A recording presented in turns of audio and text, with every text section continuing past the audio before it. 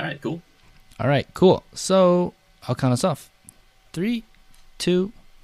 Hey guys, welcome to episode 159 of the LOLA podcast. I'm your host Sam, aka Just Casual. Here I have with me Aiden, aka Frost.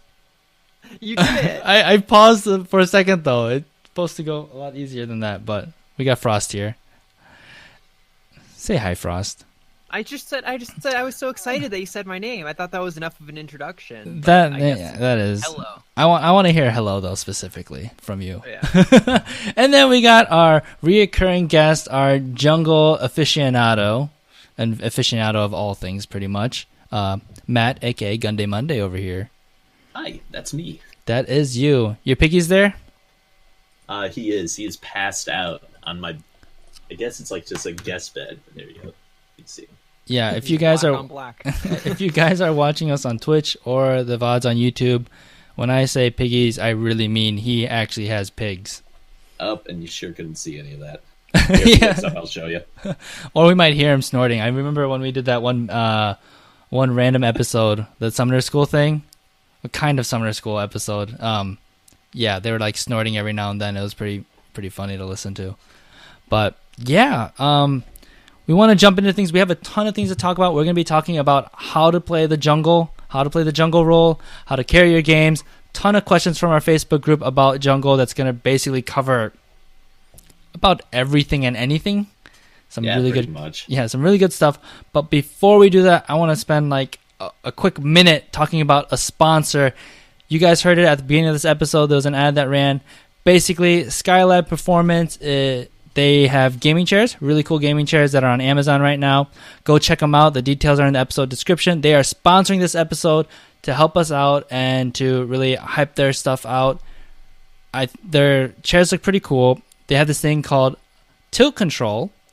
And if you guys have not participated in it, they are actually giving away a free chair to one of our listeners. And basically, all you have to do is send us a tweet, a Facebook message, a Facebook post, an email, whatever, any way you can get to us that information about, tell us a tilting moment that you've had in League, double entries for pictures and videos, and we haven't had that many submissions, so, and by that many, I mean like we've had 3 or 4, so right now, pretty good. you have like a 25% chance. So send those submissions in. Use it plays.tv if you want to. Just tell us a story. Tell us something about what's tilting in this game. And you have a chance to win a free gaming chair. Other than that, you get 30% off using the code 15LOLA on the Amazon page. Check that out. They do good stuff. And I think that's enough of selling. Let's jump into it. How to play jungle. So, first things first, what are your guys' opinions on why you should be playing jungle? Why should you play the jungle role? What's enticing to you? Matt, why do you play? Why are you a jungle main? You are a jungle main, right? Yeah. I am. I'm a jungle support main. I can play every role, but I got like 10,000 games in the jungle, a couple thousand support. So just a few, gotcha. Yeah. I might have a problem. But I like the jungle because you can play kind of every role in the jungle role, if that makes sense. Like there are carry junglers, there are support junglers. You know, you can go and play like a Nidalee and just go murder things all game. Or you can play an Ivern and, you know, just buff people and make them play better. Okay. Or like my favorite champion is Sejuani because she rides a pig, obviously. And, you know, she's best as like a support or a jungler. So like it just kind of like fell into that from there. All right, but, before you go on though, though, versatile. Before you go on, I have to ask you a really important question. Which came first, Sejuani or your pigs? My pigs. Okay. I mean, I think that was a really important question. I had to interrupt you for it. So, Gotcha. Go on. Goodness, Now that I yeah. totally killed your train of thought. What would you have said if I like flipped it? I don't know. That's how important it was. I would have been speechless. Oh, no worries. Episode just ends. Okay. But anyway, jungle's really important, and it's really fun to play if you like mixing it up a lot, because you can play a whole bunch of different styles in this one role, where like if you're an AD carry player, you know, it's limited somewhat, you know, that there are definitely different champions, but their job is still right click things and do the damages, right? Yeah. So that's my take on it. Okay. Plus you can control the entire map, so if you're a control freak like me, it really helps you take take over. Yeah, that's I think what enticed me about jungle. I felt like when I first switched to jungle role in like season 3, it was probably the least contested role, and I felt like I thought I knew more about the game than other people, right? I don't think I had the mechanics compared to other people at my level, but I knew that like dragons important, towers are important. If I was able to like pick when we do barons, or like do not do baron ever in a game, like at low elo, like I could pretty much decide that with maybe like 80% of the times as a jungler. Yes. So macro is what you're talking about. Exactly. Jungle is all about macro, choosing the right things, and also you don't have to worry about last-hitting minions, right? Because there isn't like the enemy wolves trying to murder your wolves while you're also trying to kill them, right? Yeah, that was one less thing I actually had to practice, and everyone hates practicing it anyway, so I'm just like... And we didn't have practice tool back then either, so it really, really sucked, like jumping into a custom game and doing that, and then... Yeah. Aiden, what about you? What are your opinions on jungle? Yeah, so this season I actually started playing jungle on all my Smurf accounts, right? I'm Nice. traditionally a top player, then mid, and then I started playing support also this season. So I've kind of dubbed myself the best Lee Sin in gold ELO. So I know. But yeah, I've always played these more aggressive style junglers. I felt Only like on the it's always LOLA been more of my- podcast. Yeah, I've always felt it's been more of my play style though, because the reason I like jungle is I feel like it's one of the most influential roles in the game. In the fact that you get to influence not only like a single lane, whether you're mid or top or AD carry, but you get to influence all three if you want to. Mm-hmm. And obviously you get to shut down the enemy jungler if you want to. So it's a very diverse role, and I still even enjoy playing it in the era of catch-up EXP being kind of weird. An interesting mechanic is the way I'd put it, I guess. No, but yeah, it's been great. I've really, really enjoyed it this season. I've gotten a lot better at Lee Sin. I've gotten a lot better at like some other carry junglers. Cool. All right, so let's jump into our first listener question. We got one from Manuel Gomez. He asks, My man. how do I know how to clear my jungle? What does that mean? My guess is like jungle routes. And you can even dive deeper into it, like how do you do camps? Because I think it can be tricky for... I don't think it's as brainless as people think it is. Although you can sit there staring at your lanes just auto-attacking. All right, can I give you a 2 minutes on like how to route and how to do stuff? Yeah, let's do that. All right, so Frost mentioned comeback experience, right? Generally, you want to clear your jungle before you go and do something stupid. Because what's great is, if you fail, you're going to be behind, but then the camp will respawn, and because everyone else is farther ahead of you from farming, it'll be a higher level, and with the jungle item, you get bonus experience for every one of those like little creatures that you then slaughter, right? For every level that like the little chicken is above you, you get an extra 30 bonus experience, so that's why the chickens, or the raptors, whatever you want to call them, are the most important camp in the jungle. So generally, what you want to think is, where do I want to go do something, which may or may not be aggressive and stupid? Okay, what is the best path to get me there so that I am the right level and have the right amount of mana and health and power spikes, whatever. And then can I farm as much of my jungle as possible so if I, against all odds, fail and die and fall flat on my face, I can squeeze up that juicy comeback experience to get back in the game. Gotcha. You mentioned the levels of jungle monsters. Can you talk about that a little bit? Because I think that's something that it's very invisible in the game. Unless you're really looking for it. So here's an easy way to test this out. Like, you can go to the practice tool if you're a league player. Go do your chickens, your raptors, your ravens, whatever the hell you want to call them, your wraiths if you're an OG player, and click on them. Like, just left click on them. Don't fight them, just left click on them, and you'll notice that they are level 2 when you are level 1. That's important. That means they are a level ahead of you.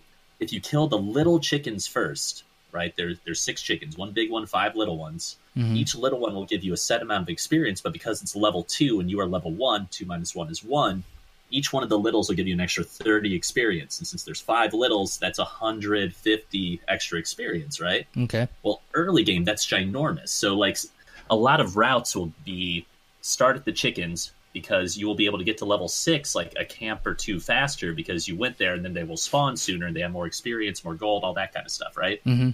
So the way that mechanic works is your jungle item has a weird passive, Tooth or Nail, You only need one of them. You don't need both of them. When you combine them, the passive is still exactly the same. That's why you see like Ivern mains just hang on to their like base 300 gold jungle item forever and never upgrade it. But that will give you that bonus experience when you're behind. And then it makes it so the big monster in the camp always gives you a bonus 50 XP. Yep. And Riot did that because laners were like taking jungle items in lane when like Cinderhawk was super strong a couple seasons ago, or they would counter jungle the jungle. Right now, if you counter jungle your jungler, you're just a dick the way like the comeback experience works. You don't get nearly as many resources out of it as your jungler because you don't have the jungle item with that passive that gives you the bonus experience. Gotcha. If that makes sense. Yep. And then every time the jungle monsters respawn, their level is based on like the average of everyone else's level on the map. So basically, every time you kill them, the next time they spawn, they'll be a higher level, and the higher level they are, the more experience they give you, right? And then they also, I think, they get like buffed up stats a little bit per level. I think, right? Yeah, they get a little stronger, sure. Yeah, so they scale with the game. Yeah, if you were just pub stomping though, if you were destroying everybody and you're like 5 levels above everybody else, you actually get less experience from those camps too. Interesting. Riot calls it rubber banding, right? That's usually not my problem because I like try to sacrifice myself to get my laners ahead, and then I can just soak up the comeback experience and tilt the enemy jungler enough to write a Reddit thread. But every once in a while things go well, and then you just have to counter jungle and like stop them from rubber banding. Gotcha. Okay, so what about the mechanics? So the big thing that I guess I'm getting out of this question is, there's a lot of times where I feel like I clear my jungle and I'm low health after like my 2 buffs, right? And then I think I'm like, I watch streams of pro players and they're like full health on their first gank after they cleared like their whole jungle. And what's going on there? What am I doing wrong when I'm clearing my jungle? Could be a couple things. It could be your setup, like your runes and masteries. So like if you see a pro player do it, you emulate him, you like click all the same buttons, you move all the same ways, and you're like at half health, he's at full health. Check his runes or masteries, or her runes and masteries, right? Yep. Because maybe he has like a full armor page or something and you don't. That's one thing. Also, like when I teach a bunch of students, like a lot of my bronze and silver players will just sit there and just like let their champion hit the jungle monsters, and they won't move in between things. You have to orb walk a little, which is you auto attack and then you cancel your animation by right clicking to move away as soon as like the damage hits. And what that'll do is it'll pull the jungle monster with you, and it has to finish its walking animation and get in range before it can hit you again, right? So I think of the auto attack animation as just a really low cooldown spell. So while you are on cooldown, you are walking away, the monster's chasing you, it's not hitting you, you stay a little healthier. Gotcha. Yeah. So there's little things like that too. I do think it is important to mention, like you did mention about runes and masteries being a really important thing. I feel like a lot of players do not understand that. Like recently in patch 7.18, Rengar received 3 armor buff. 3 base armor. That's huge. And like people are like, that's a joke. Well, the thing is, 3 armor can be the difference of like 50 HP in a full clear, which is like a huge difference. So like paying attention to your runes and masteries is actually so important to playing the jungle properly. Whenever I'm learning a new jungler, I spend maybe 2 hours just optimizing runes and masteries to be like, okay, if I want a level 3, it takes forever. And keeps changing the jungle, which pisses me off because I have to do it for like the 20 junglers I play. I remember at the beginning of the season, remember when they changed the experience every few seconds? I had all these cute pages with like experience quints. I'm like, okay, I can do Chicken's Red and then the Scuttle and be level 3. Oh, this is so cool. Or and then they ruined everything. I hated it. Or there's that Red Krugs, and then you could just gank level 3. That was great, but you needed a 2 experience quints or something. Runes and masteries are all about optimizing the early game, and if you get those perfect, and you don't have to do the math, you can just like look at all the Korean teams who have analysts paid like 50 to 100K to figure it out, right? Copy their homework. Look at that, especially now that runes are essentially free. Just get something that works. If it's not quite what you want, cool, tweak it, do whatever you want. It's a free country, it's a free league universe. It's a free to play, quote unquote. But yeah, it is super important, and it matters a lot because if you have a strong early game, like every game you play is going to have an early game, right? Not every game you play is going to have a late game. But if you have a strong early game every time because your runes and masteries are set up because you did your homework, like you're just setting up a really good foundation for carrying and climbing. Yeah, and again, I want to reiterate this. You don't have to do that number crunching. You can. Like, some people really like it. Like, Matt over here really likes doing that kind of stuff and spreadsheets. I hate it. It's just nobody else does it. Oh, okay. I'm sorry. But some people like to do it. Most people hate it. Just go on, what is it? Probuilds.com and just look up what the top junglers are doing. Another thing you mentioned, and also next season, like the whole runes and mastery system is gonna. I mean, runes are gone. I am so excited for that as well. For that. No more rune optimizing. A big meta jungler, or at least a flavor of the week right now, is Ezreal jungle, right? And one of the reasons why he's so strong is that he's range, but that doesn't mean every range jungler is strong, but he can kite really, really well. Now, if you go like, Ezreal's really strong right now, go into a game and just stand there and auto-attacking while everything hits you, you're going to have such low health, you probably can't. I don't even think you could probably do your full clear. So you have to have a bad time if you play Ezreal melee. I agree. Yeah, so kiting the camps, especially as a ranged jungler, is very, very important. And then also another way to save health is you kite them while you're waiting for your cooldowns, especially if you're a spellcasting jungler. Like, give me an example. I can't think of one. Evelyn. Oh, Evelyn's a good one. Yep, there you go. Evelyn is like the kite jungle. Sure. Yep. Okay, so another huge thing about jungling is ganking. I think that's why everyone likes to play jungle. They like to go into every lane, affect every lane, and gank and do some crazy plays and then accidentally turret dive at level 2 and die. So, how do we do ganks right? When should we be ganking? What should we be looking for in those ganks? I'm laughing because I just gave a 2-hour lesson on how to do this. You could go really nitty-gritty, and there's like about 30 things you can look for a good gank. Mm-hmm. But what I think about, just to simplify it, is I kind of like break down the gank into 3 categories. The first category, there's no chance in hell it's going to work. We're probably all going to die.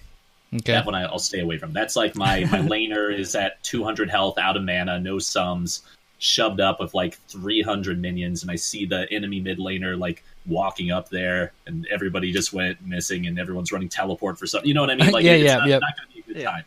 So like maybe just like let that one go. Let him recall. Then my second category is like the 50-50. Well, like, I don't know if his flash is up or not, because this guy like keeps telling me to kiss myself whenever I ask if sums are up.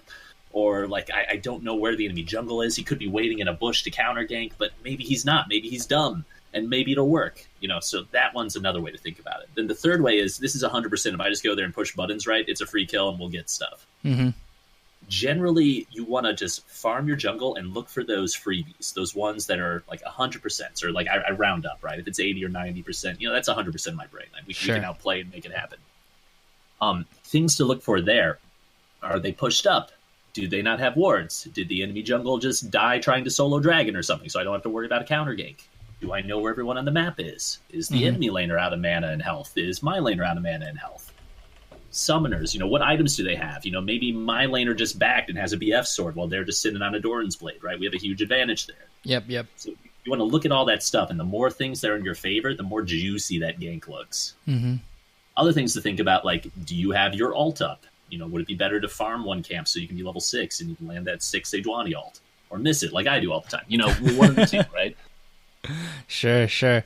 Are you considering, what about before the game starts in champion select or in the loading screen? What are you looking for there? Well, I've played like a ton of games, so the things I'm looking for are the matchups. Like, I know what lanes are going to be pushing in at different times, so I can kind of plan my route. Like, if I know it's like something with a lot of AoE that is going to be harassing, like think like a Riven, right? Gotcha. Like Riven will try to harass, and if my laner's smart, they'll stand in their minions, so she like kills the minions when she's trying to like land all her Qs and stuff. Gotcha. So that'll push the wave up. So there I might start on the bottom side of my jungle, since they're probably playing top, and I'll do like maybe 3 quick camps, like buff wolves, buff, something like that. Mm-hmm. And then that'll like just set me up. Oh, it's like frozen right at the tower. How convenient, and then we'll go up and do the things. Now, at the same time, if my laner is like a Malphite or something that doesn't have a lot of damage, and I'm playing like a tank jungler or like an Ivern, like I know there's no chance in hell that we're going to kill him just because we don't have the damage, right? Yeah.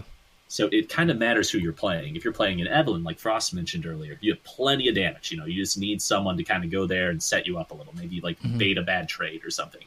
If you're playing like Ivern, you need to gank when there is someone that can do the damage and actually secure the kill. Sure. You're not ganking like a mid lane Karma or something. yeah, you're gonna have a bad time ganking mid lane team karma. Sure. Something you kind of mentioned there, and I think we forgot to mention on the previous question. Frost, I'll have you answer this one. Yeah. As you said you were learning jungle this season. How did you learn like the route you're supposed to take in your jungle? Well, Gunday did explain that to some degree. He said that you kind of have a ideal pathway based on what you want to do. So like you just mentioned talking about like, oh, I want to gank this Riven because she's going to be pushed up. Well, I want an ideal pathway to top lane. Say if I started red on blue side, I want to figure out my most optimal pathway to top lane to get me there on time. So for example, as you mentioned, it could be red buff, blue buff Gromp, and then it'll be 3 for top lane. That being said, there's lots of variables on, the enemy jungler just ganked bottom lane or mid lane and doesn't have their red buff, so I could take that instead. So you have to have an ideal route in your head, but you also have to be open to adjusting that depending on circumstances.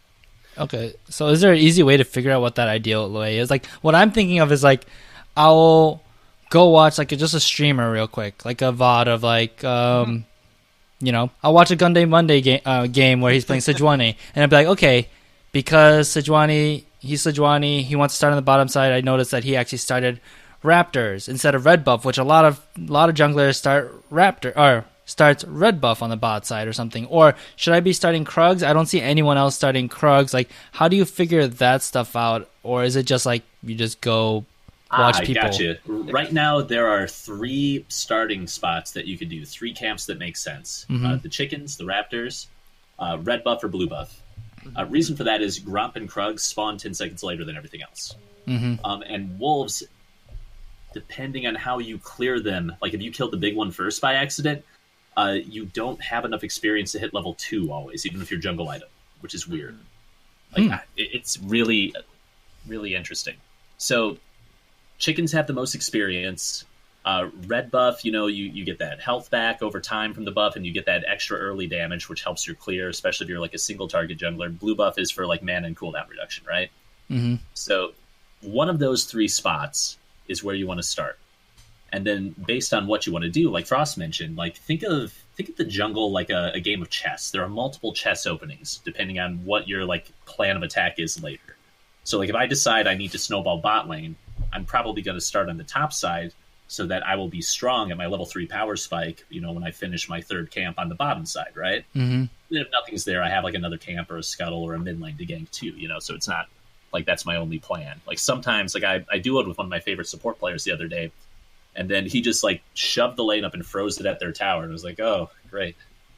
Oh, so nothing to do, so then I had to change tactics and snowball mid lane instead. Sure. A few things I want to mention with that. The downside of starting Raptors is that they do a ton of damage. So if you're someone that auto attacks and doesn't do AoE, maybe like a Jack's jungle, you start with your spinny move thing. But yeah, I would start E there, like a Warwick. You don't want to start chickens. There you go. Rough. Yeah, that'd be really hard. And in solo queue, you usually need like that mid lane leash a little bit too. And in the games that I've seen junglers try to do that, the mid lane's not always like understanding what's going on either. Oh no, not always. Yeah, sometimes they'll steal the chickens away too, which is extra rough.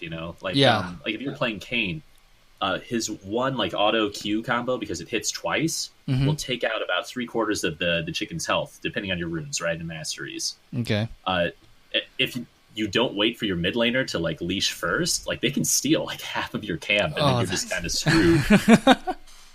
Yeah, so that's rough. It depends who you're playing, depends on your runes and masteries, depends on how awake they are. Like if they're checking their Instagram or watching the LOLA podcast, they might not be paying attention to leash. So yeah, but if they're watching the LOLA podcast, they're learning and they're gonna win the game. This is true, or something like that. I did like the analogy of a chess opening in the fact that your very first move could be even broken down into what type of jungler you are playing. Yep. Are you playing a cheesy jungle like Twitch where your only option is to gank level 2 or 3? Meaning, hey, my options are I clear my Ezreal jungle. Ezreal jungle. is I clear my main buff and then I gank? Or are you playing a Lee Sin jungle where you're better at ganking, but you can also have the option of farming, so you can gank, farm, gank, or you can counter jungle, you can invade. You have so many more options. He's so versatile. Are you playing a Graves where you're a little bit more reliant on the farming, but you will want to look for counter ganks? Or are you playing, like, say, on the other end of the spectrum, like a Cho'Gath jungle where you really just want to farm up until you hit your 6 and then start getting items, right? Mm-hmm. It kind of depends, even just based off your champion choice, what your options are, right? Mm-hmm. Yeah. So there is a lot of pre-planning that can go into it before you even start the game. And I think if you actually think about this and practice thinking about it, and then eventually once you start knowing what to do and you spend the 30 seconds in loading screen figuring that out, that will heavily influence your early game. Like I really think it will make a significant difference to your performance. Every game I play in the jungle, I figure out a tentative plan, like in champ select, not even at the loading screen. Like I know what I want to do, and then loading screen I look at summoner spells, right? Like, oh, this idiot didn't take flash. Maybe I adjust my route. Yeah. But I know approximately what I want to do and what I need to do to snowball specific players so they hit some power spikes so we land some win condition, right? Mm-hmm. And then there are other factors too. Maybe like Infernal Dragon is the first dragon that pops up. I was planning on like snowballing top. Now it's like, well, shit. If I do that, the enemy Nunu is just going to get free Infernal. I don't want to do that. So you got to think on your feet too. Like everybody has a plan until they get punched in the face, right? You just got to roll those punches. So true. Okay. What about invading? I know invading can be a big thing, especially if you're like a Nunu jungle. Yes and no. Okay. So when do I invade? Think about it this way. Right now, one of the strongest mechanics in the jungle is this comeback experience. So you want to invade when you can deny comeback experience. If you're like going into the jungle and the jungler has left their chickens up at like level 2 still, you actually don't want to clear that camp, at least not all the way, because you're doing them a favor, because when it respawns, it'll be a higher level and they'll be able to come back with that extra experience because they're under leveled, right? So are you actually right click or left clicking the camps to see what level they are? Yes. Like I will decide if I want to counter jungle based on like if they've actually cleared the camp or not. Huh. Now, chickens, it's easy because you can always leave one, right? You leave one of those little ones. He has to clear the low-level camp, get his like 4 gold or whatever, and then he has to wait the 2 minutes and 30 seconds, or I think that's what it is, for it to respawn and come back. That's huge. You've completely shut down that half of the jungle for like the next 5 minutes because he has to come back, clear the camp, then he has to wait for it to respawn. You have an approximate timer on that now, so you can play around that as well. Like, there's a bunch of things you can do. Gotcha. Usually you want to invade when it's safe, when you can get away from it, and when your lanes can come back you up faster than the enemy laners can. So those are the 3 things I like to look for. Okay, so how do you know if your laners can back you up? Like, what decides when they're available or when they're not? Assuming that they're awake. Assuming they're awake. If they're farming 2 waves of minions at their tower because the enemy laner has shoved them in, they are dumb to come help you on a suicide mission in the jungle. Because even if they save you or like kill everybody or like collapse on the enemy jungle and the enemy mid laner and pull off some amazing play, they just lost 2 waves of farm, which is probably farm and experience. And experience, right? Yeah. So you want to look and see. Now, conversely, if they have the enemy laners shoved up so that they have to choose between farming 2 waves of minions and coming to help their idiot jungler who's getting like counter jungled and invaded, that's what you want. You want them to choose between losing farm or losing like jungle pressure and like the jungle experience, right? Because in both cases they lose. Yeah. And you win. Gotcha. So you want to look for situations like that. Other things to consider, like if your laner is like a LeBlanc or a Katarina, something super dashy, super mobile, that's a lot easier to roam and follow than like a Lux who's scared to like walk into every bush, or an Anivia who has like the slowest movement speed in the game, right? Yeah. So think about stuff like that too. Okay, cool. Yeah, let's move on to another question. We got one from Samuel Turnberg. He asked, how do you track the enemy jungler? And he was mentioning like the way he does it, he feels like he's always off. Whenever he goes into the enemy jungle, it's like already cleared, right? He says that's a common issue for him. So how do we track the enemy jungler? How should we doing it? How should we be doing it? There are a lot of ways to do it. You need vision and you need to know what to look for. So every time the enemy jungle shows, and if you watch like high elo jungle streamers, you'll notice them do this immediately. They'll hit their F keys to go to where the enemy jungler is, and they will click on him or her. And what they are looking for is, okay, do they have double buffs? Do they have single buffs? What buffs do they have? They'll look at the little timer above the champion icon that shows how much of the buff has gone away, and that tells them exactly when they took the buff, and then they can count forward, okay, 5-minute respawn timer, it'll be back about here. Now they have a timer on that camp, which they know the buff is going to like eventually come back and the jungler is eventually going to want to control. That's one way. Another thing you'll see them do is they'll hit tab. What they're looking for there is levels and number of CS. Early game, this is a lot easier to do than mid and late game where they can like tax lanes and stuff. Yep. But like if you notice a jungle is level 3 with double buff and has 8 CS, that tells me, okay, double buff, they did 2 buffs. They're only level 3. Well, what camp has 6 things in it? Oh, they did the chickens, you know? So you can kind of do some, like, it's not card counting like blackjack, but it's like creep counting to figure out where they've been. Sure. How many are Gromp is 1, wolves are 3, chickens are 6, Krugs are 10. Krugs are 10. Okay. Yep. Yeah, and it's one of those games where the more information you have and the more information you stockpile in your head, the better you can predict where they're going to be. Meaning, if you know red buff spawns at this time, chickens camp spawns at this time, they're going to prioritize being on that side of the map. Yeah, for sure. So, like Samuel mentioned, hey, I went into the enemy jungle, I put my deep wards in, all the camps were gone. Well, okay, all the camps are gone. They're not going to be there now, but probably in the next 2 minutes, those camps are going to be back. Guess where they might be? So it's really good that he put those wards down. Yeah. Doesn't help him now, but it helps him predict the future and understand, okay, the jungler's probably going to be playing towards this side of the map.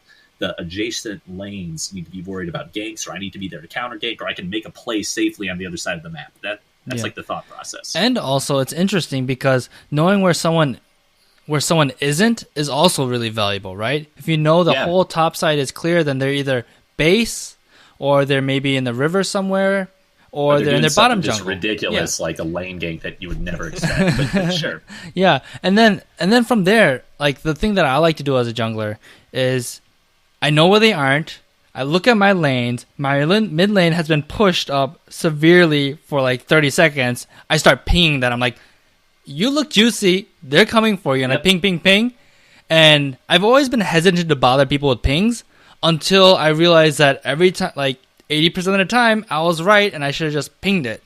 And then I noticed once I started pinging it, people pay attention. And they also don't get mad at the gank too, because I'm like, hey, I kind of did that. He can't rage at me and complain about the jungler because I'm like, that's the best feeling ever. Like, yeah, what did you expect? I told you he was there in that bush. Yeah, and they're like, oh, or they just don't talk. Yeah. And then they start blaming the support. Support. It's always their fault. Yeah, so worded better. Just because you don't see them doesn't mean you don't know where they are. Because again, you could figure it out. It's still information, right? Yeah, exactly. If they're not there, they're probably somewhere else. Well, what are the other options? Yep. Oh, who's pushed up? Put yourself in their shoes. Where would they want to be walking to, go murder someone? Probably the idiot that's pushed up with no flash and no health. It's not too hard to predict it if you figure out what they want to do, get behind the motivations, and just yeah, especially in like the first 5 minutes, it's really easy to predict, especially in solo queue, because they're starting buff on the bottom side, so their AD carry and support can help them leash. They're probably going to go to Raptors, they're probably going to get second buff, and then they're going to look for a gank at 3:30 or like 4 minutes or something like that, right? It depends on the jungle. It depends on where the lane is. It depends on what they are trying to do. Like if it's a Vi that needs to hit level 6, they're probably just going to power farm, right? If it's like a Jarvan, he can gank level 2 of red buff just like Twitch can or Ezreal jungle can, right? Yep. So it depends. One thing, if you want to know for sure, I recommend this to all my students: rally your team in Champ Select to be ready for a 5-man invade, especially in solo queue where everyone is AFK at tower, no matter what, at all elos. Like I have an account in Diamond 1 right now, and people are still AFK every game, and it just pisses me off because I'm tryharding because I've never been Masters and I want to.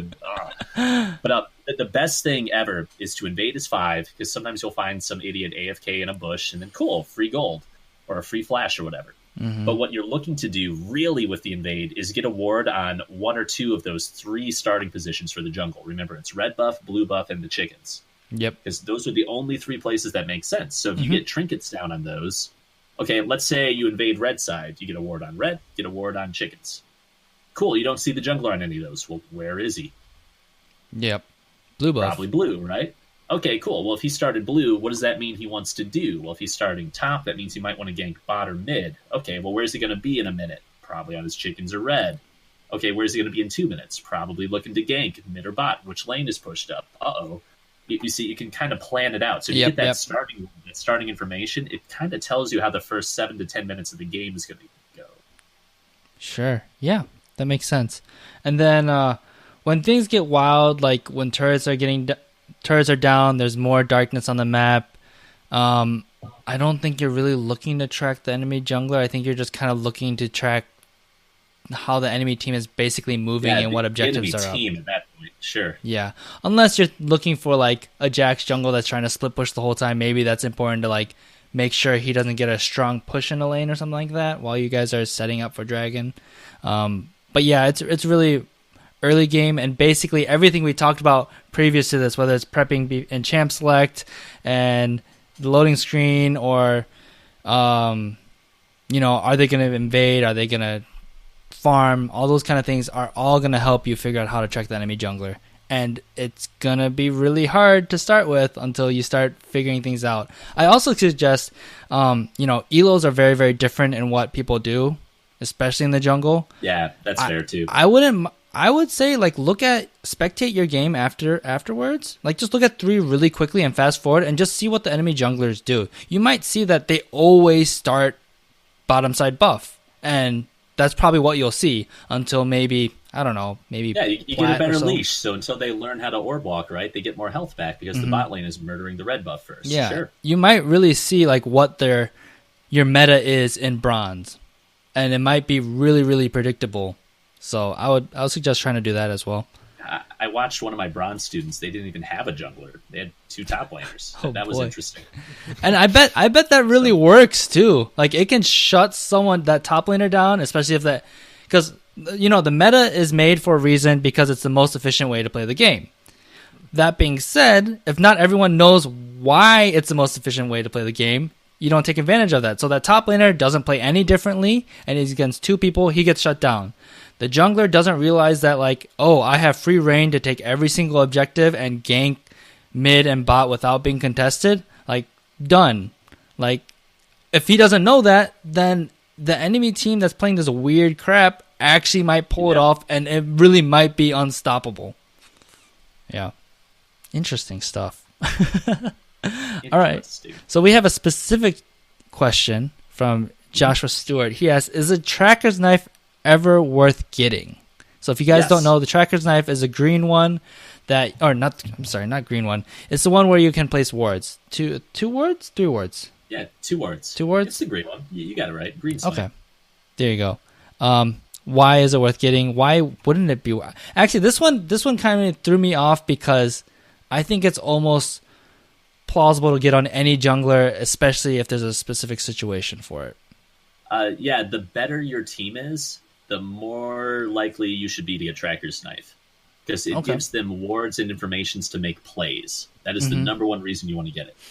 In my games, my rule that I tell my students is, if my team is kicking ass and my carries are doing well and everyone knows what they're doing, I get tracker's knife because I can trust them to do their jobs.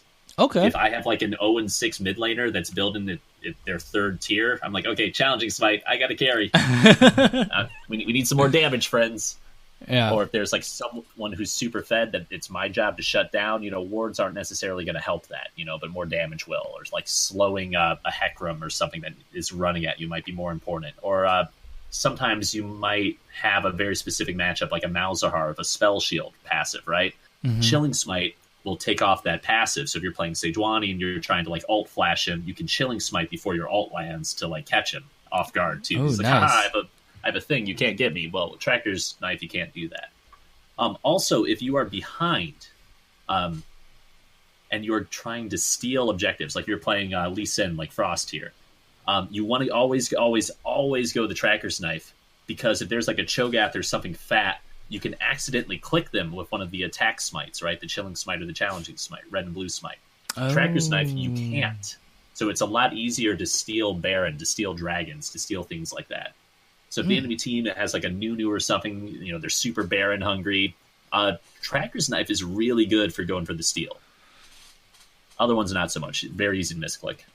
Gotcha. Is there any champion that you would always get Tracker's Knife with? Jax Lee Sin because of the ward hopping. Gotcha. What about Ivern as someone that like doesn't necessarily? I don't think they need the chilling smite or the red smite, challenging smite. Your job on Ivern isn't to do damage. You know what I mean? Your job is to just counter jungle and make the enemy jungler's life a living hell, and then click E as much as possible if you're Ardent Sensor on your AD carry, right? So if you need vision, like you can sure get that Tracker's Knife upgrade, but usually like I'll sell it near the end of the game. Like I'll like leave it at my like little junk. I got level 7 mastery on Ivern. He's I think my second most played on my main account this season. But I'll leave it in its like little baby like jungle item form, like talisman for the most part, and then last item I'll sell that and just get a ruby sightstone because by then I have like 4 item actives from all my support items, right? Yeah. So you could get it on him, but you could also get other items on him that might be better. Gotcha. Okay, cool. He doesn't really care about any of the combat stats. Yeah. So while we're talking about vision, we had a question from the Twitch chat from Guido, the Just Okay Gamers host over there. He asked, when should we be switching out trinkets as a jungler? Or should we be even switching out trinkets? Or I guess even expanding that, what trinkets should we be getting as junglers? Gotcha. It depends who you're playing to. And Frost, feel free to jump in. I'm talking a bunch. Like, you're completely right, honestly. So everything's dependent in the jungle, though. Like, sorry to cut you off, but you're probably going to mention that it depends on not only what you're playing, but what the enemy's playing and what you want to do. If you're playing more aggressive characters, there's situations in which you want to have wards, and there's situations where you want to be clearing wards to maybe assassinate someone or even get deeper. You can have your own wards, and then you can clear their wards, so like you're countering their vision but putting your own down. It's like it's such a on the fence decision, like everything that you do in the jungle, right? Yeah. Now there are some champions where like you might not want to. Again, we mentioned like Jackson Lee Sin. You want as many wards as possible to make plays, right? There are other champions like Nocturne. You don't see a lot of Nocturne jungle, but Blue Trinket is the best thing ever on him because when you ult, if someone goes into a bush, Blue Trinket, you get your ult off because you can see them for a second. You know, so there are some very champion specific things. Usually, if I get the Tracker's Knife because I get 2 wards from that, I'll upgrade my trinket to a sweeper, right? Yep. Just because it's overkill to have too many wards.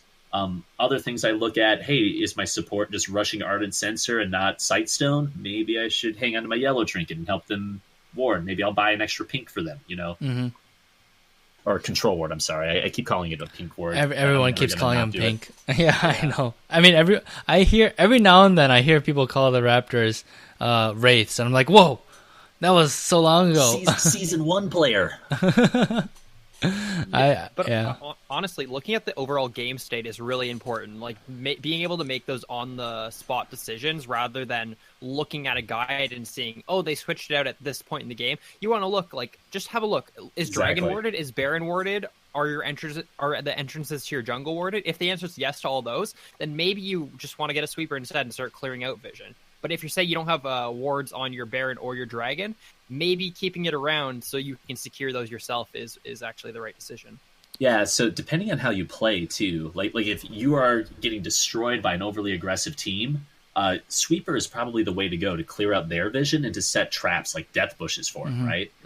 If you are the aggressor, maybe you want wards so you can push up your vision line so you can catch off people that are like separated from the team, right? Get a pick, take an objective, something like that. If you're trying to sneak Dragon, like Frost mentioned, you know, maybe keep your Sweeper or buy an extra pink ward so that you can control that, right? Yeah. And also, you know, I've heard this said before, and I think it's a very smart adaptation. People were like, in bronze, no one wards, so don't ever get Sweeper. And I'm like, you know what? We always talk about Sweeper being super important, but you know, you are absolutely right. If no one is warding in your games, don't get Sweeper. Get a control ward just so you can have long-term vision at a specific place, because they probably don't check pixel brushes if they're not getting not placing wards anyway. Like there are certain situations where, like, even though the right answer is like you should have 2 sweepers or whatever, because everyone in LCS always has 2 sweepers and everyone has control, you're not playing that game, you're playing this game and what's going on in your game, right? Yeah, solo queue is a lot different than fives, you know? Yes, absolutely. Another thing that you can do, it depends on who you're playing against. If you're up against a Vayne, right, her ultimate lets her go invisible. Get a sweeper, you know, so your team can see her. Yeah. Your team isn't warding. You can always, like, sometimes I'll swap out for a blue trinket just so I can put a ward, like the little blue trinket scouter ward with behind Baron. You know, make it hard to click. If you put it behind his head, they have to actually attack move to click it. That'll stay up the entire game usually. You know, so you can get a few of those out. The next time you buy, switch back, whatever. No harm done. For a minute or two, you didn't have your sweeper, your wards. You just had the blue one, right? So you can kind of adapt. Another thing to think about, like if you're up against an Evelyn, sometimes it's better to take blue sweeper as a jungler because your wards aren't going to see her anyway, right? And you can just drop it on her camps. You're like, oh, she's right there. I know what side of the map she's on. Careful, mid top. Yeah, and especially if she's fed and you're like, I don't want to run into her on the river. Like that's a really safe way to do it. Yeah, like a lot of these. I mean, there's a lot of questions in the league where it's like you just have to think it through. But jungle, especially, like it's a very cerebral role. Not saying anything poorly about the other roles, but there's a lot to keep track of and there's a lot in your control, right? You can play it brain dead and like win a few games and stuff like that and carry really hard on like full AD Lee Sin, but you could climb really heavily if you really know how to play the map and make these decisions. And there's a lot of on the fence decisions, as Frost called it. Like it changes every other game or every game, even within a game, what you should be doing. So I'm horrible at like micro. I'm not good at pushing buttons fast. So like Lee Sin, like that champion's too hard for me. That's why I play stuff like Sejuani and Amumu, which is a little easier. You know, like, hey, I ulted and then I flashed. I did it, you guys. I'm fancy. But I like playing those because then that lets me focus on all that other stuff, the decision making. Yeah. Really good because it lets my brain focus on that stuff. You know, hey, I click W. I'm clearing the jungle. Cool. I can look at every one of my champions on the map. I can like hit all my F keys. I can figure out where the jungler is by counting CS. I don't have to worry about juggling like 6 Nidalee combos or something, right? Sure. Yeah, so I got from that is that Frost is the best gold Lee Sin player. Obviously. Matt is the best silver Lee Sin player, and I'm the best bronze Lee Sin player. Cool. We got it all covered. Another question we have from Ian Aman. He has, when is it a good time to abandon your game plan? Whether it's ganking early or snowballing or farm the jungle for items. What do you guys think about this question? Whenever it looks like something better will help you win the game. Or whenever it looks like your game plan is horrible. Kind of hard to do that without specifics, right? Yeah, and very. I mean, I think this emphasizes, maybe I should have saved my rant for this one.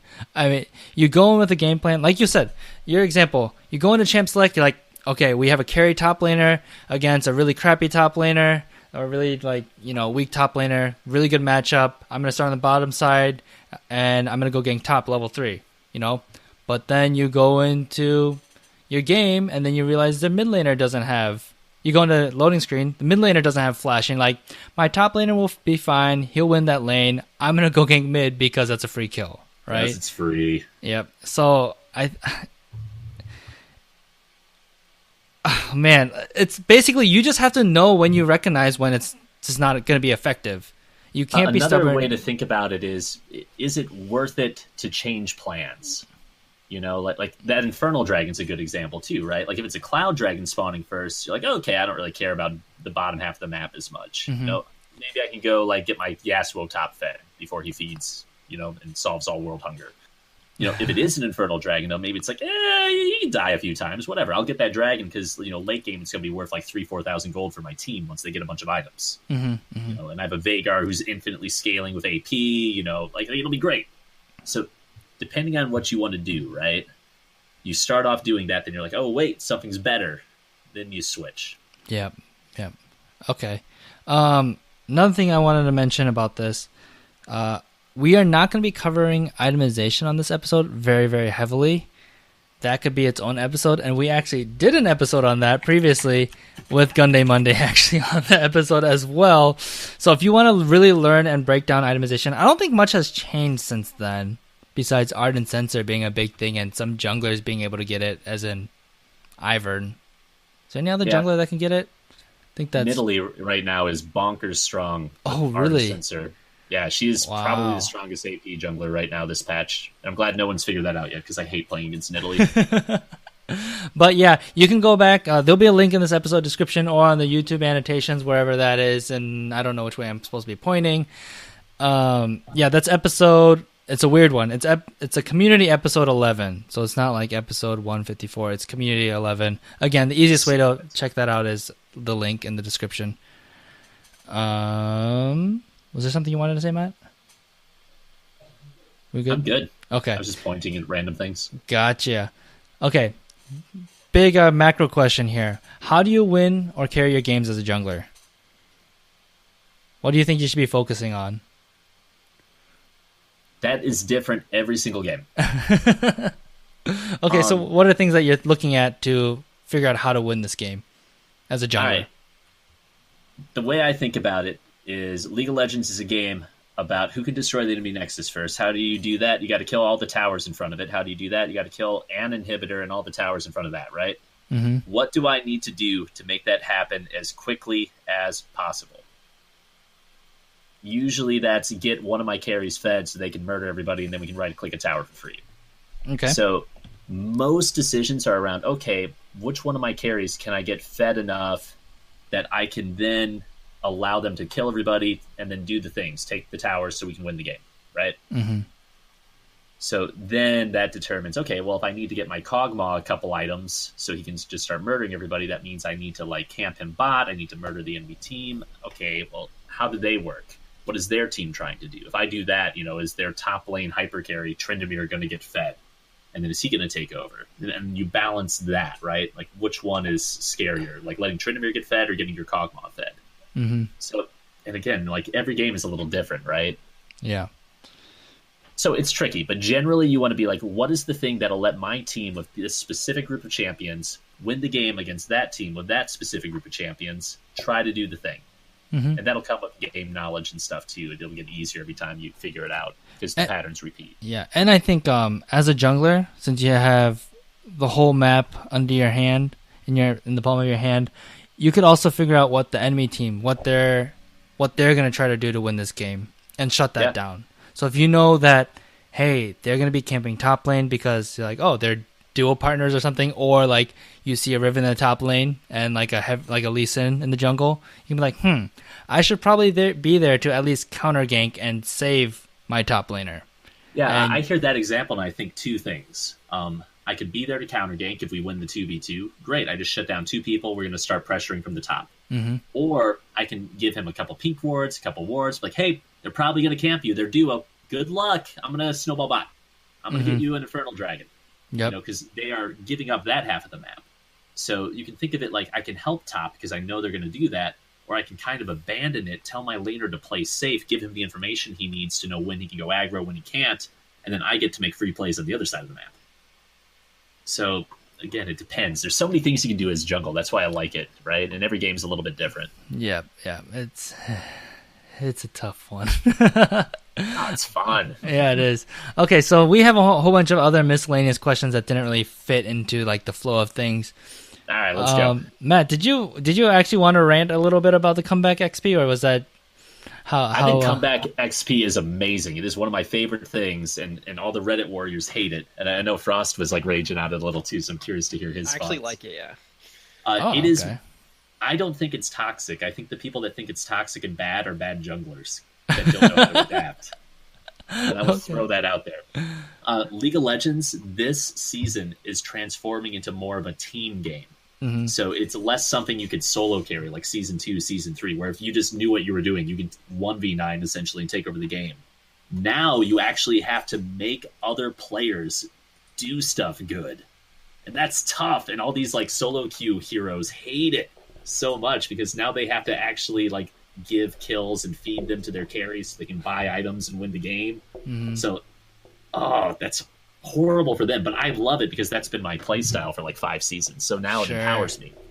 And the reason it empowers me is because, like, okay, let's say we gank mid and we tower dive and I die to tower. Darn, my mid laner gets a kill, I get an assist. Enemy mid laner loses a couple waves of minions. We get like half the tower's HP chunk. That's super worth. And then I get to come back to a bunch of juicy experience and then the enemy jungle raging about how he has twice my farm because he's bad and just keeps farming and not ganking, and I am the same level as him. The comeback experience rewards aggressive team-based junglers, and that's amazing because it is solidifying like team-based play. So I think Riot is amazingly smart for doing that. I love it. I want more of it. You know, give me more comeback experience, so I can do dumber stuff and be rewarded for making plays. Sure. Okay. There's my rant. Frost, what do you think? Is there anything to add to that? Yeah. So on the surface, comeback experience is bad for aggressive junglers on the surface, in the fact that I disagree, but okay, I'll shut up. But I mean, like, as like a concept, if you tried to explain it to someone, they'd be like, "Oh, that sounds like it's bad for me because if I gank a lot, or if I get counter jungle, or if I kill the enemy jungler a lot, or if I just power farm, they can catch up with only killing 2 camps, right?" But here's the thing: even at the highest level of play, we're looking at a team like RNG, where MLXG, their jungler, is one of the more aggressive junglers in the game, and he abuses jungle EXP as an aggressive jungler in the fact that he ganks 3, 4, 5 times before level 6, like super aggressive ganks, gets his team ahead, and then uses a catch-up EXP to get himself back into the game. So he's playing that aggressive style and still using jungle EXP. So like you can use it both ways. You can like, for example, look at it this way: in last season, when there was no, or not, I guess it was was jungle catch up EXP last season, like the very end of last season, right? They added it, I think, in preseason. Okay, so either way, so like early last season, if you gank top 4 times, kill their top laner 4 times, great, you're super far ahead, you're untouchable. Now, instead of killing top 4 times, kill top twice, and then take their Raptors and Krugs twice. Whoa! Now that you stopped all their catch-up EXP, you got yourself ahead, and you're still shutting down their team. Or, if that doesn't even work for you, look at it in the fact that if you kill top lane 2 times, you're on an even playing field with the enemy jungler, EXP-wise. You're up gold on them, but and your laner's ahead, your teammate. That's the thing. You have to look at it as like a 5v5 game. Your teammate is so much more far ahead than the enemy. Like, sure, they're farmed, and sure, they're the same EXP. You have more gold. Like, no one ever looks at that, the fact that you still get more gold from playing aggressive, but you're the same EXP. Look at your top laner, though. That gold advantage is what you want to be pushing, right? Like, on the surface, it looks like a shitty concept for aggressive players, but you just have to adjust the way that you play to make it benefit your own play style. Yeah, adding to that, you are rewarded for your aggression, because if it fails or whatever, you're not farming while you're being aggressive, but then you come back and you get that like camp that's a level up, so you get rewarded there. Also, if you're aggressive and you're stealing the enemy jungle, cool. Now you get the comeback experience from them, and they don't. Cool. You double down on it, even better. And like, I don't even know how people complain about it. If you look at like Gigabyte Marines played. Gigabyte Marines played in their finals against some other team in the region, and they played Lee Sin into Kayn jungle, and all their jungler did was kill Kayn and then take his Raptors and his Krugs over and over and over. This was the game where that sounds like the worst Kayn game ever. I would not want to play against that. The game ended with Lee Sin having 350 farm at 30 minutes, which is unheard of. It doesn't ever happen. But like, what the idea is that every single time he punished this jungler, he made sure to stop his catch-up mechanic, right? If you hate it, then play around it, right? Like, it's so simple. Now you make catch-up... Yeah, now you make it sound brutal, actually, rather than a hindrance. Okay. Mike Schmidt asks, what's the biggest difference in bronze versus silver versus plat and up for junglers? What do you think, Frost? I got an answer to you. I've been talking too much. How much you get abused, I think, meaning at lower ELO being bronze silver, your mistakes don't go unpunished. They do go unpunished. Yes. Meaning if you fail a gank top lane and you give their top laner double buffs, it's usually not the end of the world. Your top laner probably gets dicked on for a little bit. But if I did that at, say I got autofilled jungle at master, and then I fail a gank top lane, the top laner gets double buffs, kills my top laner a bunch of times, and the enemy jungler takes all my camps and then denies me for the rest of the game. Open mid, right? Honestly, that's the difference. Like, you can make mistakes at lower ELO and then not be out of the game. or not have to play the game perfectly for the next 30 minutes to get back in the game. I agree with that. I think a lot of it is knowledge too. Like in bronze, people might not even know that comeback experience is a thing, or how to abuse it, or how to be rewarded by it. Right.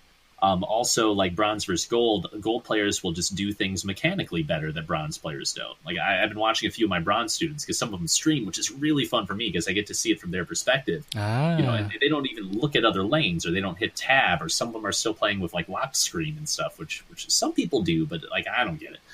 So. Like there are all these like little things. The way I think of the ELO spectrum, right? Like at the bronze end, you have the brand new players who are still learning all these like goofy mechanics and all these weird knowledge things that interact. And at the other end, it's all the people that have learned quite a few of them. And every time you learn one of these things, you climb a little bit on that ladder and get a little bit stronger, get a little bit better. Yeah. So the main difference between bronze, gold, and plat is just that people know more stuff and can abuse it better. Yeah, I would say, like, if you ask why they did something, you'd get very different answers, right? Yes, bronze, definitely. it's like, why did you start at Raptors? I saw someone do it. Or why did you start at Red Buff? Because that's what everyone does. You're supposed to. That's dumb. Where else would you start? Like, that's the kind of answers you might get. Not saying all bronze players are like that, but I think that's where you'd kind of get. And the point I'm trying to make here is that, like, why did you gank top? It might be a very surface level reason because, they pushed, or they were pushed, so it was an easy gank. It's like, yeah, but so was mid lane. Why didn't you gank mid lane? Mid lane was a better decision because of X, Y, and Z, and that's maybe what a diamond player would think. And then also, I think LS, Last Shadow, likes to talk about this a lot, where it's there are correct moves that are higher probability. And even though it doesn't work out that way, if you still made that move and the enemy jungler was somewhere else that they shouldn't have been, because you made the right move, you still have the advantage. Let's say they ganked top lane, but then now even though they got a kill in the top lane, they lost dragon control, and the minion wave wasn't in their favor anyway, so their top laner missed out on a lot of XP and is actually behind of XP than the top laner that just died. That was kind of confusing, but because they ganked the wrong lane, they didn't get an advantage while you were in the right spot. Was beautiful and perfect. You have to be in the right spot at the right time to do all the right things. So even if your micro and your Lee Sin, like flash alt mechanics are on point, if you're doing it on the wrong side of the map and you lose dragon first tower and like a bunch of kills bot to the enemy Kog'Maw, you just blew the game with your beautiful gank. And he looks at it like poker. It's a game of numbers and probability. And that makes sense for solo queue, sure. Yeah, you take the highest probability play, even if it doesn't work out. You do it 5 games, 10 games, 50 games in a row. You suddenly start seeing that play out in your benefit and in your favor. So that's something that that will change a lot. And that's why games are so weird at low elo, where things just go crazy and are very unpredictable, versus in higher elos when people actually think about the highest probability decisions and make the right decisions. That's where you see some little more standardization and like Frost said, you see the benefits of a good play a lot more, and bad plays are punished a lot more because of that. And as you climb, another thing too, like when the players start getting really good, they start realizing what you're trying to do as a jungler, and they'll protect against it. So that's when people become more aggressive and you get more pressure because they're trying to make people snap to make mistakes so that they can get that high probability play. Like in bronze or silver or gold, I never see that. I can just do whatever I want as a jungle. I was smurfing with my friend the other day, and it was I think I was inebriated after the bar, got like an S+, just like doing whatever I wanted. It just felt so free. But if I like go back on like my like Diamond 2 account or whatever, like if I screw up once, the game's over. Yeah, then it's like, so stressful. Yeah, like those games aren't fun when like it's a pro player like shitting on you when you like take the wrong camp or like poke your head out on the wrong ward. Yeah, near the beginning of the season, I played a game where I got auto-filled jungle and I was queued up against Tarzan, who was the rank 1 jungler last season. And he's an asshole too, so he probably invaded you and just It's just like how fast his decisions were. I went back and watched the game on stream. I'm a bad jungler, so I took red, went to blue, then took Gromp, and my idea was gonna gank top. As soon as I showed myself top, he hits tab, sees that I have 3 CS, meaning he knows exactly the 3 camps I did. Chicken scrubs are up. Yep. He took my chickens, took my Krugs, and then dove bottom and got a double. And it's like that. It was like the second he saw me hit tab, and I was like, that, Exactly. It's amazing how fast that decision was made, though. Like, it's crazy. Mm-hmm. It's Whereas in like bronze, you do the same thing. People don't even notice the gank is happening top until you kill the guy, right? Exactly. And then those Krugs stay level, or those Krugs and Raptors stay level 2 for the first 15 minutes for some reason. Of course. Yeah. No, it's amazing. Yeah, and then it's funny, if you take it a step further in the LCS, you see people start taking like inefficient routes because it screws up the timers of what they're expecting you to do an Mind efficient game. route, and then it's a total mind game thing. Yeah, it's And that confuses crazy. people trying to learn from the best players too, because they don't understand why they are doing the inefficient thing. Mm-hmm. Though it's the most efficient thing, because the other person thinks they're going to do the efficient thing, but they know that they are not. So then now Yeah. so good. I love it. I mean, I remember like, was it season 2 or something where like there was like Tarek was like level 1 for the first like 4 minutes because he just roamed from lane to lane just hitting the point and click stun. I can't remember who it was. Maybe it was who's the Russian guy that came over? Diamond Prox? No, it was a support player. Edward. Support? Edward. Oh, Edward? yeah. Yeah, Edward. He changed his Okay. name. Yeah. He like did the roaming support. Like I think he was the first one to like be roaming on Alistar level 1 to the mid lane. And it's just like what? Why are they doing that? Yeah, There's you so don't many expect weird it. mind the games. cheese works. Yeah, yeah. Okay. Let's see. We're running a little short on time, so I might have to pick Okay. favorite We can speed it up. questions. I like this one. So Jonathan Aiken or Akinator asks, "What should the jungle do when they forget to take smite?" Open? Disconnect and let your team remake? Yep. Disconnect, let your team remake, be a saint. Do that's that. Other thing you could do if you really want to force your team to deal with this shit, get a support item, go be a support top lane. Mhm. But, Don't jungle though. Like why just are you not gonna having do the that? bonus AXP. Like it's almost impossible. You won't hit level 2 off your first camp. So that's the thing you're gonna have to deal with. Yeah, I think you go lane for a little bit, and then leave your top laner when you can start clearing camps. But even then, the top laner is going to be behind in levels. Channel it's- your inner N-word, robe.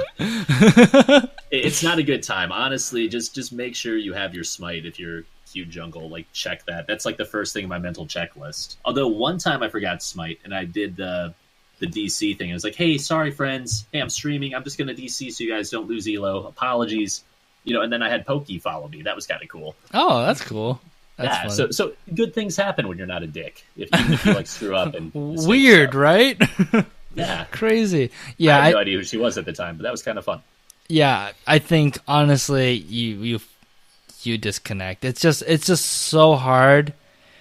If you're in such your a huge disadvantage, it's not good. if you are in a low elo game and you're in your promos and you really don't want to like lose that game, yeah, you go top. I think that's the second best option. Or you go bot for that like level 1 cheese. Like you have to do something weird and crazy. Maybe you roam for a while, like to each lane because you have a really good level 1 CCs. And if you are 1,000% tryhard, you stall out the game as long as possible, because at level 18, 6 items, you're an equal to the enemy jungler. It's just going to be a long, arduous path. And actually, you might be stronger Full of because stalls. they might keep their jungle item while you could have like a 6 damage item or a tankier sure, item, sure. something. Yeah, I'm trying to help here. Know your disadvantage though, right? Like understand that if you are going to play it out, it's going to be like a 50-minute slog fest where everyone on your team is really upset. They are That's going the to be main thing. so angry. Yeah, That's the main thing. you have to be really, really nice to everyone, and you have to take the flame, and you don't get to talk back. Put the High School Musical theme song on your YouTube playlist on repeat. Grab the 20-hour version, just blast that. Happy thoughts, mute your entire team, Yeah, that one's Good a really luck. tough one. What are your guys' favorite off-meta junglers? Lee asks. Any? Huh? Trying to think. It's not currently off meta. Or it's definitely off meta, but I would never play it now. But I really, really love the TF jungle when that was a thing. I enjoyed that so much. It was really fun. I guess if I had to go to, it'd either be Twitch Jungle because Rat IRL is like a god, and somehow you can play that at like Challenger or like Master tier. But like the one I'd probably play the most would be like Tom Ken's Jungle. I feel like it's actually not that bad, and it's kind of not that because, good though either. It used to be way better, but I mean, like it's still not bad. You have to like itemize to build like a ton of movement speed so you can actually get to people to gank. So it's like odd, but it's fun, I guess is the way I'd put it. I mean, it's still Tom Ken, so you could just press one button and tilt the whole enemy team. Of course, this is fun. True. I really like Mundo Jungle right now. Nobody plays him. He has the fastest clear in the game. Can do level 4 dragons and stuff. Oh, it's so good. OP. It's so OP though. You red smite someone and then you just do like 1,000 damage in 3 seconds. It's like, I mean, but nobody plays it. Nobody plays it. That's my Sejuani counter. She can't do anything to him. We just lost a normal, our last normal game that we played like an hour ago, sort of thing. We just lost to a Mundo who went loading. He went 20 and 3. Oh my gosh! Those 3 deaths. Players. He was gold. And those 3 deaths were him turret diving 3 turrets deep. It's so gross, dude. He can build full tank and then he just outdamages everyone. So there's a master tier Mundo Jungle main, and he'll get a couple tank items, and then like 3rd item he builds Phantom Dancer every game. Oh no! And he just doesn't die, and you can't get away from him, and it is terrifying. Try it out if you're ever looking for a new jungler. He's pretty easy to clear with too because it's just so fast. No, he's great. Oh, that's funny. Where he pleases. What's the first? Do you take W first on his clear, or do you take E? If you're starting chickens, you take W. If you're starting a single target buff, you take your Q because of the % health damage, and it lets you kite around. Okay, cool. Thank you. I'm gonna have to. And then what do you max? W? Q. Q. W you can leave at 1 point because you're building Cinderhulk on him, and that's just enough AoE to clear all the littles. And then your Q gives you the % health damage to insta clear the big camps. And then what do you level up second then? It depends. Like usually I'll leave W at a 1 point wonder and just max my E because that's good for everything, and like taking towers, and the headbutt animation is hilarious. But it depends on the player. If you want more AoE, like sure, I guess you could get your W, but maybe if they're like super kitey, like they have an Anivia and you're never going to be able to headbutt anything, W makes sense. Gotcha. But E like 90% of the time. Can I get your opinion, your like 60-second or like a minute and a half opinion on Kane Jungle? Like just overall thoughts on him? Like I can't place him. Some games I'm like he's an OP character. If you go Rast, you auto win games. And some games I think I wish he wasn't on my team because he ganks and we get double killed. Yeah, so Kane is super weak early. Yeah. He needs help from his team to play well, or he needs time to get strong, right? Once he transforms, he is bonkers strong. And because he has a choice of what he transforms into, usually good Kane players will pick the correct one. Like if they're all squishy, he might go Assassin and kill 2 or 3 people before they take him down. Or, you know, if you need that front line or knockups for your Yasuo ult, you know, he's going to go Rast and just never die and be annoying. But the early game is super bad for him. Like, if he gets invaded, he's going to get punished. It's going to be rough, although he might transform a little sooner. But he needs some coddling early because he's super shitty early. Okay, yeah. So you kind of have the same thoughts where he's like, if he can get through early game, he's great. But if not, he's one of the worst characters. He is a late game scaling assassin jungler / depends on what form you go, right? But he needs to get to about like 15 minutes because the transformation points, right? The longer the game goes on, the more of them you get, right? Like if you wait until 20 minutes and you right-click someone once, you can transform, essentially. If you do the same thing at like 1 minute, like you get nothing. So he needs to transform. When he transforms, that's when he gets really, really strong. Before that, you have to play so safe and so smart and just pick your shots, right? You want to get that one big assassination with your ult and then maybe one more when it's back off cooldown so you can transform. Okay. But if you're bad at that and can't do it, you're going to have a bad time. Okay. I'm still learning him. I only got him at like level 6 right now. I'm pretty bad at it. He's really hard to play properly. So much fun, though. I agree. and you can spam his laugh and he just spins. Oh, it's so good. All right, the last question we have in the doc is from Chugs. He's been playing Nocturne and generally goes with an on-hit skirmisher build, but he's also okay. been told that the assassin build can be good on him as well. So he's asking what matchups or conditions should he try the assassin build? Well, I mean, it's kind of straightforward. Is there like a priority target you need to assassinate? Like usually I play Nocturne when there's a Soraka on the enemy team. And like they have a big beefy front line because you can just kind of walk past the front line with your ult, right? And Soraka has her E as CC. You have a spell shield for that. Cool. So you can get on her and usually blow her up with all your assassin build and then get out or at least take out the AD carry or half their health before you go down. But now they don't have the healer and now you win. So usually assassin build is better when there's one, maybe two squishies that you just need to take out at all costs. That's the way I think about it. Okay. Then how would you play team fights with the on-hit skirmisher build? On-hit skirmishers, well, think about it. Like, why are you building him that way? That's more of like a PvE Nocturne where you're like looking to like kill dragons and like power farm and then pick people off, right? Okay. And that's where you're like you don't care about just bullying the poor Soraka bot lane the entire game, like I do with my assassin build. You're like, okay, well maybe the top lane tank is going to overextend every once in a while, and I can click R on him too. The on-hit build is a lot better for that versus the full lethality thing that will do nothing into the 300 armor Malphite, right? Gotcha. Because Blood Razor is going to do % health damage. You're probably getting a Blade of the Ruined King, then that's going to do % health damage. Wits End maybe if they're magic damage heavy. You're just trying to like get as much damage as possible with that build, and you're probably picking different targets like bruisery type people versus like the squishies in the back. Yep. Cool. So target selection would be how I would choose. Gotcha. Okay. Frost, do you have any questions you want to bring up to kind of close at the end of this episode? About it. I'm glad I got the Kane insight because I've been struggling against him on my team and against me. So I'm happy. I'm very content, and I feel like we covered actually a lot on this episode. Yeah. Try playing Master Yi against him. That's my Kane counter. Yeah, just click him harder than he clicks you. Every time he uses one of his abilities, right? His Q or his W, you can Alpha Strike it to dodge it. When he ults you, click W.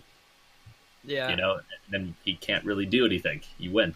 I feel like his E is one of the most poorly made abilities in the game, in the fact that sometimes it feels like the best ability, and then sometimes it feels like it just doesn't work. Like you hit them, then they go into a wall, and they come out 3.5 seconds later rather than immediately. Yeah, for sure. It just makes you want to like tear my hair out. You play Lee Sin. Were you there when the Lee Sin Q bug existed with that? Oh, where you get stuck in the wall or something? If he Q'd to you, like you were Kane, you got hit by the first part of Lee Sin's Q, his Resonating Strike, right? Okay, yeah. And then he jumps to you and you went into a wall. The game didn't know what to do with Lee Sin because he can't go into the wall to kick you, right? Yeah. So you would pop out of the wall, then he would just like be stuck in kick mode and slowly like track you. So you could just drag him under towers and murder him. That was like week 1 of Kane, but that was a lot of fun. That's so funny. No, I never saw that. That's rough. Look that up on YouTube. There's some good ones. I wonder if it worked with like that with Vi's ult then too. Probably would, yeah. That's so great.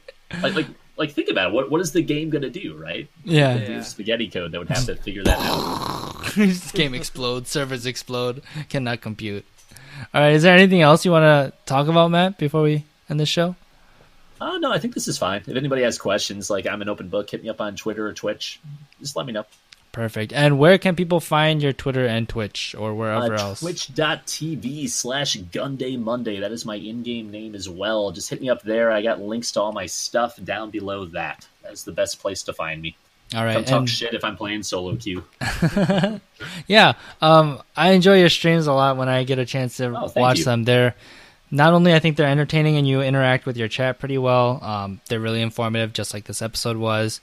So go check that out. And all that information will be in the episode description. To close out this episode, just another reminder, Skylight Performance sponsored this episode and is helping support the podcast to make sure that we can keep doing this kind of stuff. There's that giveaway. Just send your tilting moments with the subject or somewhere in it saying tilt control. There's a link to the Amazon page there. 15 LOLA for 30% off because it's 15% off now, and the 15 LOLA gets you another 15% off. That is limited. I think that's till the end of the month, so don't wait on that if you guys want a gaming chair. They are sponsoring this episode. My pig ate like half of my chair. Pigs can eat basically anything, right? Yeah. Yeah, pretty much. Okay, Cool. well, we covered a ton of stuff. Jungle is very hard. There's a lot of things to learn. Take it one step at a time because, again, there is a lot to learn. Don't overwhelm yourself. Have fun in the jungle. Ping a lot. Check out Gunday's stream so you can also learn more and ask him also questions while he's playing because he'll answer them. Besides that is basically it for this episode. Matt, thank you again for coming on to this episode. We always enjoy your presence. And that is it for episode 159 of the LOLA podcast. We will see you guys next week. We did it. Bye. We did it. Yeah, that's a good way to end it.